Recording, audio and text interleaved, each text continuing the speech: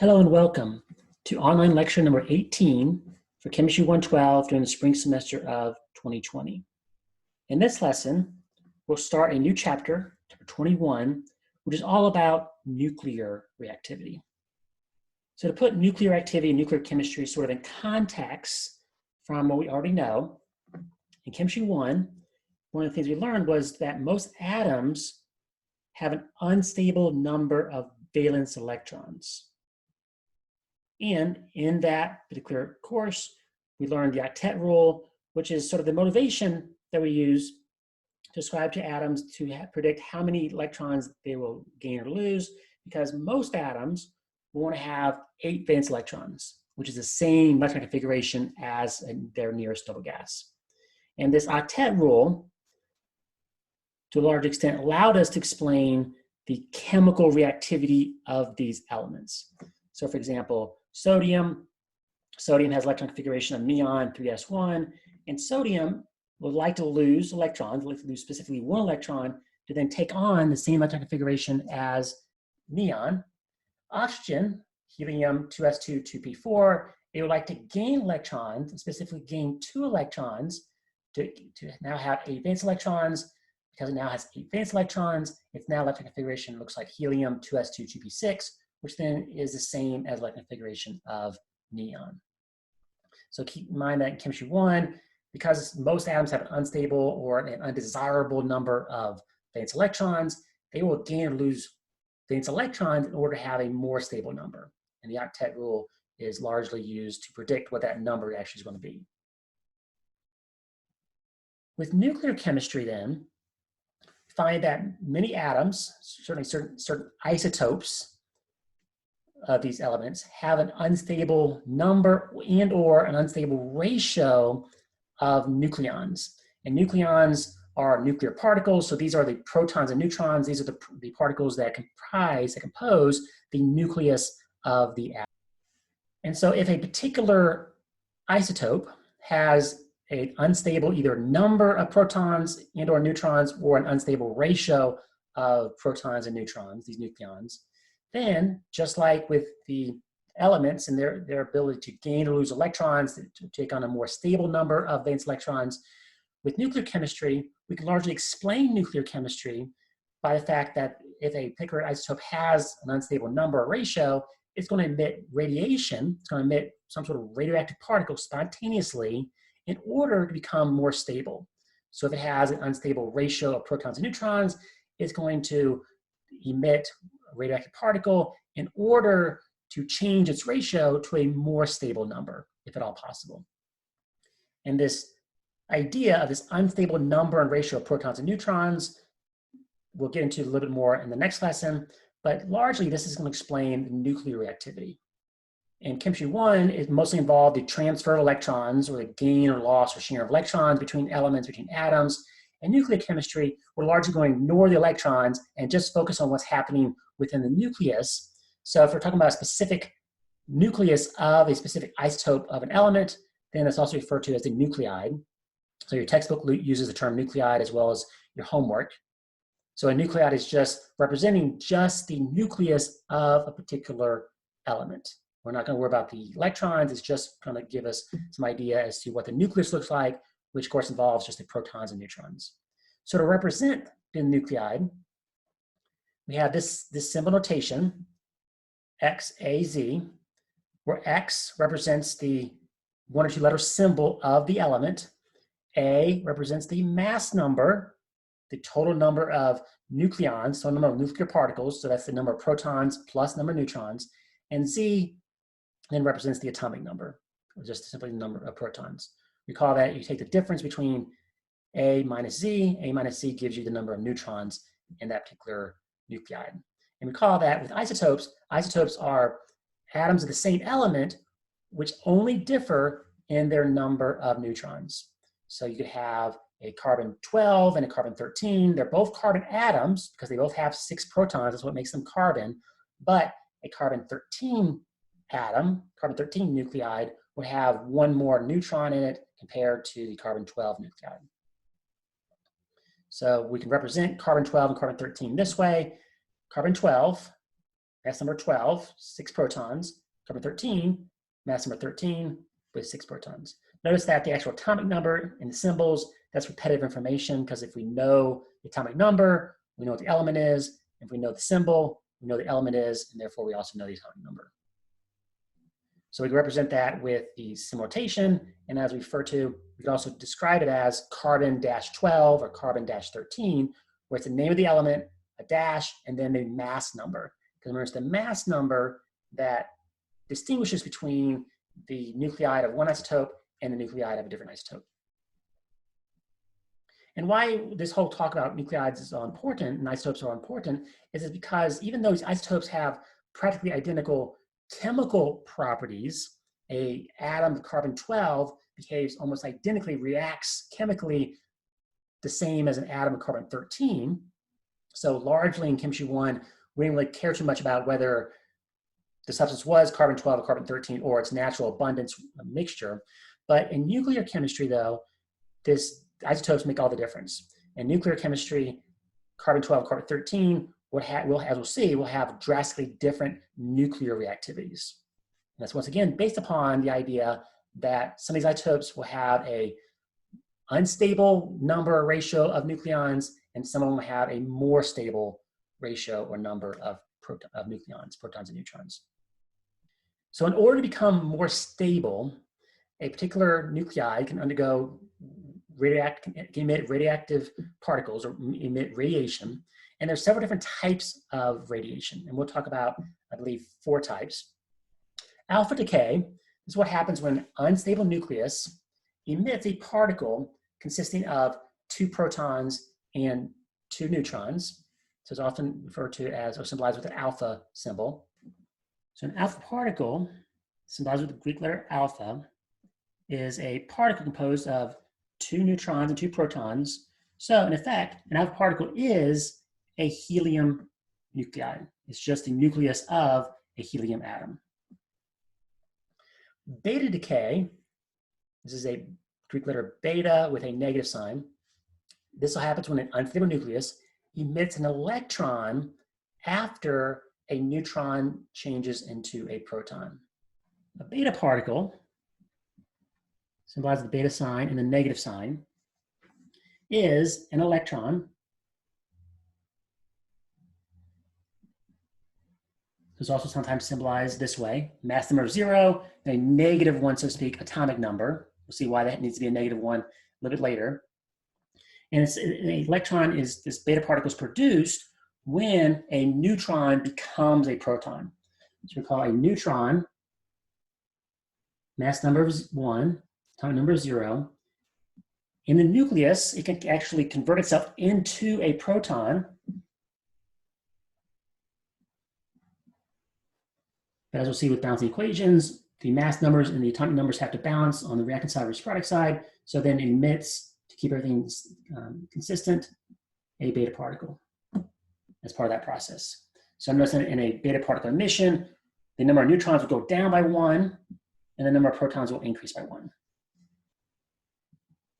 A positron emission is essentially a positive charge electron. This is what happens when an unstable nucleus emits a positron, this positively charged nucleus, positive charged electron rather, after a proton changes into a neutron.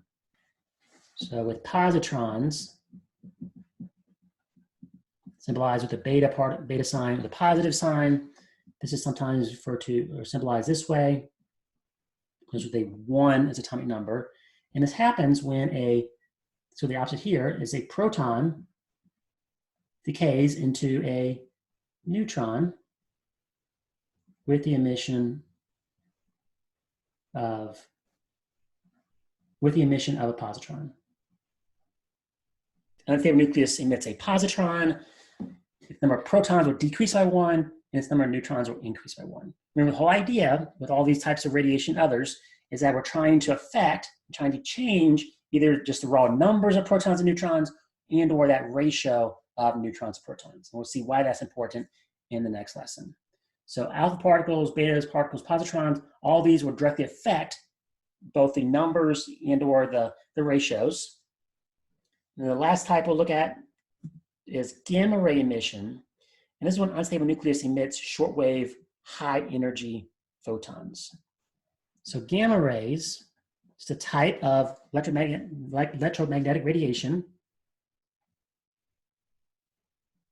sometimes symbolized this way, where it just represents high energy photons. So notice with high energy photons, it's just a way for this nuclei to get rid of excess energy, but because it has both a mass number and an atomic number of 0, this does not affect either the raw numbers of protons and neutrons or their ratio, unlike alpha particles, beta particles, and positrons.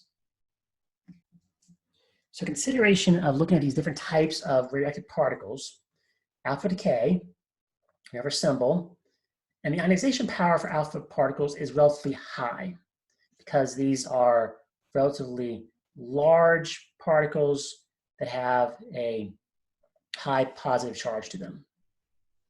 But because they are large and because they are highly positively charged, their penetration power is relatively low. So yes, alpha particles can do a lot of damage potentially, but they have a low penetration power. So in other words, it doesn't take much to block alpha particles. And in some experience, a material something as thin as a sheet of paper is enough to drastically reduce the amount of alpha particle exposure. Beta particles are -1 charged, and they're much smaller. They're the size of electrons. And so they have sort of medium ionization power, and also medium penetration power. So beta particles can do less damage, but also they require a little bit more of a barrier there to reduce their impact, reduce their exposure. Positrons also have medium both ionization power and penetration power, because once again, they're just a positively charged electron in a sense. And gamma rays, because they're just high energy photons, they have low ionization power, but also because they're high energy photons, they have very high penetration power. So they don't do a whole lot of damage, but they are able to penetrate very thick materials. So with these different types of radioactive particles, you kind of have to pick your poison with regards to this compromise between ionization power and penetration power. Those with high ionization power, for the reasons they have high ionization power, also have low penetration power, and vice versa. So we want to end this lesson with learning how to balance nuclear equations. We learned how to balance chemical equations in Chemistry 1. More recently, we learned how to balance redox reactions. And balancing nuclear equations, as we'll see, is a lot easier, a lot simpler than even balancing simple chemical equations by inspection. The idea is that when you balance a nuclear equation, the sum of the mass numbers on the reactant side must equal the sum of the mass numbers on the product side. So your superscripts in total on the left side of the arrow have to equal the total of the superscripts on the right side. Likewise, the atomic numbers, the sum of the atomic numbers on the reactant side must equal the sum of the atomic numbers on the product side. So we do a couple examples illustrating how we can use this convention that to balance the nuclear equation, both the sum of the mass numbers have to be the same on both sides, as well as the sum of the atomic numbers have to be the same on both sides, to not only ensure that particular nuclear equation is balanced, but also if we're missing one part of the balanced nuclear equation, we can predict what that part's actually going to be. So for example, when carbon-14 undergoes beta decay, in other words, when carbon-14 emits a beta particle, what else is produced in that process? So this is our picture. In carbon-14 emits a beta particle. What else must be produced? What else is emitted, or what's left of the carbon-14 after it's emitted a beta particle? Well, we know that in order to be a balanced nuclear equation, the sum of the mass numbers on the reactant side has to equal the sum of the mass numbers on the product side. So we have a total of 14 mass number on the reactant side. We must then also have a total of 14 mass number on the product side. So the beta particle has a 0 mass number. So this missing particle must have a mass number of 14 in order for 0 plus 14 or 14 to equal this 14. Likewise, the sum of the atomic numbers on the reactant side has to equal the sum of the atomic numbers on the product side. 6 is the sum of the atomic numbers on the reactant side. -1 plus some other number must also equal 6. Well, the only number that fits is 7. -1 plus 7 does give us 6 to match this 6. And if the atomic number is 7, that means the nuclide is nitrogen. So when carbon-14 emits a beta particle, that carbon-14 nuclide becomes a nitrogen 14 nuclei. So notice that in this, unlike we saw with chemical reactions, where all that happens is a rearrangement of the atoms, they trade partners, or you still have the same number of types of atoms on both sides. With nuclear reactions, what often occurs is actually a transformation of one element into a different element. Carbon 14 becomes a nitrogen 14. Our next example is when uranium-238 undergoes alpha decay. What is that missing particle? So uranium-238, once again, the sum of the mass numbers on both sides have to equal. Some of the atomic numbers on both sides also have to equal. So we have 238 total of the mass numbers on the reactant side. We must also have 238 on the product side. So if the alpha particle already has a mass number 4, then this missing particle, this unknown particle, must have a mass number of 234 in order for 4 plus 234 is 238 to match this 238.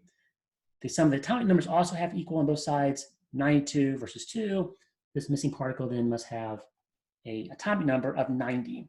And if it has an atomic number of 90, that's going to give it a symbol of TH, which is the element thorium. So when uranium-238 undergoes a alpha particle decay process, that uranium-238 becomes a thorium-234.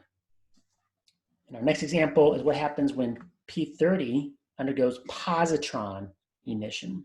So when a nuclide of phosphorus 30 emits a positron, what does that nuclide become? Here's our picture. Phosphorus 30 emits a positron, and then we fill in what the missing particle is. So the sum of the mass numbers have to equal, some of the atomic numbers have to equal. 30 has to equal 0 plus missing. So this missing mass number must be 30. 15 has to equal 1 plus missing. So that missing atomic number must be 14. And if the atomic number is 14, then the element is silicon. And so we see that phosphorus 30 isotope emits a positron. It becomes a silicon 30 isotope. In our last example, we want to write a balanced nuclear equation describing the decay of potassium 40 to argon 40. Even though it's worded differently, we're essentially trying to do the same thing we did for the previous examples. In the previous examples, we were identifying what that new nuclide would be when a particular element underwent some sort of radioactive decay, when it emitted some type of radioactive particle. Here, we're trying to determine when it goes from this isotope to this isotope, what the missing particle would be. We'll use the same process we did before. In order to be balanced, we have to make sure the total mass number is the same, and the sum of the atomic numbers also has to be the same. So if we already have 40 on the reactant side, we must also have a total of 40 for the mass numbers on the product side. We already have 40, which means the missing particle must have a mass number of 0, 19 on the reactant side for atomic number, 18 already on the atomic number on the product side, which means this missing particle must have an atomic number of 1. And if it has a mass number of 0 and an atomic number of 1, that means it's going to be a positron. So a potassium 40 becomes argon 40 when the potassium 40 emits a positron. And it's a positron. Notice that its number of protons decreases by 1, but its number of neutrons increases by 1, which is why only the atomic number changes, but the mass number, which is the sum of the neutrons and protons, why that stays constant. In the next lesson, we'll get more details about why it turns out that this element, this isotope, is more stable than this isotope would be. What is it about these numbers, either the raw numbers or the ratios, that would help us predict whether we'd expect potassium 40 to become argon 40 as what happens, or why couldn't an argon 40 become a potassium 40, which is not what we see happening.